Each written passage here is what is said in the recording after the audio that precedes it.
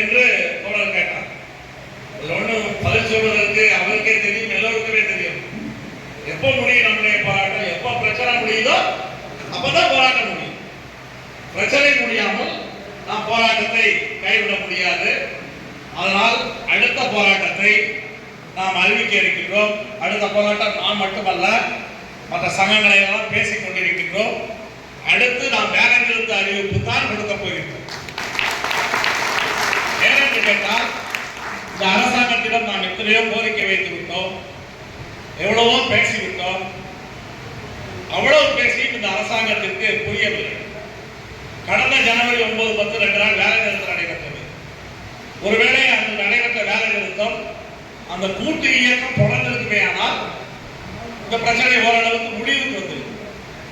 ஆனால் அந்த கூட்டு இயக்கம் தொடர்வதிலே ஒரு பக்கம் அரசாங்கம், இன்னொரு பக்கம் ஆளுங்கட்சி சங்கம், இப்படி ஒரு கூட்டு இயக்கம் நடத்தக்கூடாது என்பதற்காக மிக கடுமையான முறையிலே பல சங்கங்களை குறிப்பிட்டு நிர்பந்தித்தார்கள்.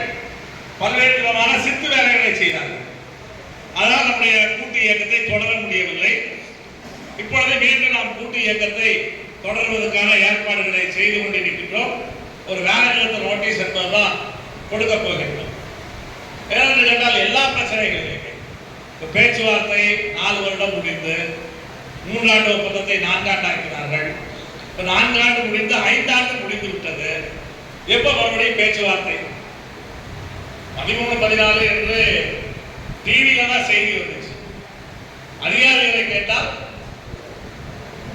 நாங்களும் உங்களை மாதிரி டிவியில பார்த்து தான் செய்தியை தெரிஞ்சுக்கணும்னு சொல்றாங்க.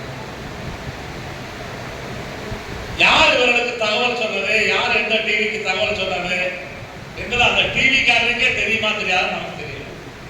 13, 14 பேச்சுவார்த்தை இருக்குமா என்றால் இதுவரைக்கும் எந்த விதமான உத்தரவாதம் என்பது இல்லை. அரசாங்கம் பேச்சுவார்த்தையை இழுத்துக்கொண்டே செல்கிறது.